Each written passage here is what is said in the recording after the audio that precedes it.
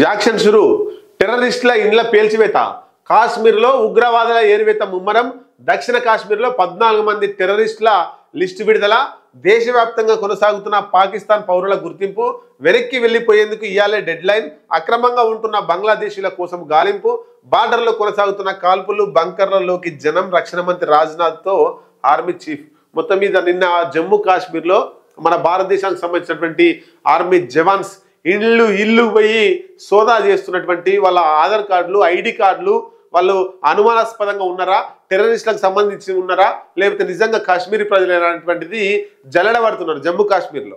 అట్లాగే మన దేశానికి సంబంధించినటువంటి హోంశాఖ మంత్రి అమిత్ షా కూడా అన్ని రాష్ట్రాల ముఖ్యమంత్రులకు ఫోన్ చేసి ఆయన మీ రాష్ట్రాలలో ఉన్నటువంటి పాకిస్తానీయులను వెంటనే పంపియండి ఇక్కడుండి అని చెప్పేసి అట్లాంటి మాట చెప్పిండు. చెప్పగానే మన తెలంగాణ రాష్ట్రంలో కూడా ఎంతమంది రోజు చూద్దాం ఒకసారి. తెలంగాణ రాష్ట్రంలో నిన్న ఒకటి విడుదల చేసిర్రు.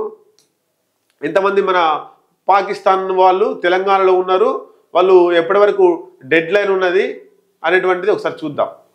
తెలంగాణలో మొత్తం 230 మంది పాకిస్తానీలు ఉన్నారట. పాకిస్తాన్కి సంబంధించిన వాళ్ళు తెలంగాణలో ఉన్నారు. వీరిలో 199 మందికి లాంగ్ టర్మ్ వీసాలు ఉన్నాయట. ఎక్కువ కాలం లాంగ్ టర్మ్ వీసాలు.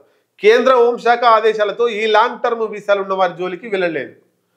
కేంద్ర కొన్ని గైడెన్స్ జారీ చేసింది. లాంగ్ టర్మ్ వీసాలు ఉన్న వారి జోలికి పోకండి, ఇక ఎవరైతే తాత్కాలికంగా వచ్చిర్రో వాళ్ళని పంపించే ప్రయత్నం చేయండి అని చెప్పారు. మిగిలిన 31 మందికి షార్ట్ టర్మ్ వీసాలు ఉన్నాయి. షార్ట్ టర్మ్ వీసాలు ఉన్న వారిని గుర్తిస్తున్నాం. లీవ్ ఇండియా పేరుతో ఇప్పటికీ కొంతమందికి నోటీసులు. హెల్త్ బేస్ మీద వీసాలు తీసుకున్న వారికి ఈ నెల 29 వరకు టైం ఉంది. మిగిలిన వారు రేపు తిరిగి వెళ్ళిపోవాలి. ఈ నెల 30 వరకు అటల్ బోర్డర్ నుండి వెళ్ళిపోవచ్చు డీజీపీ జితేందర్.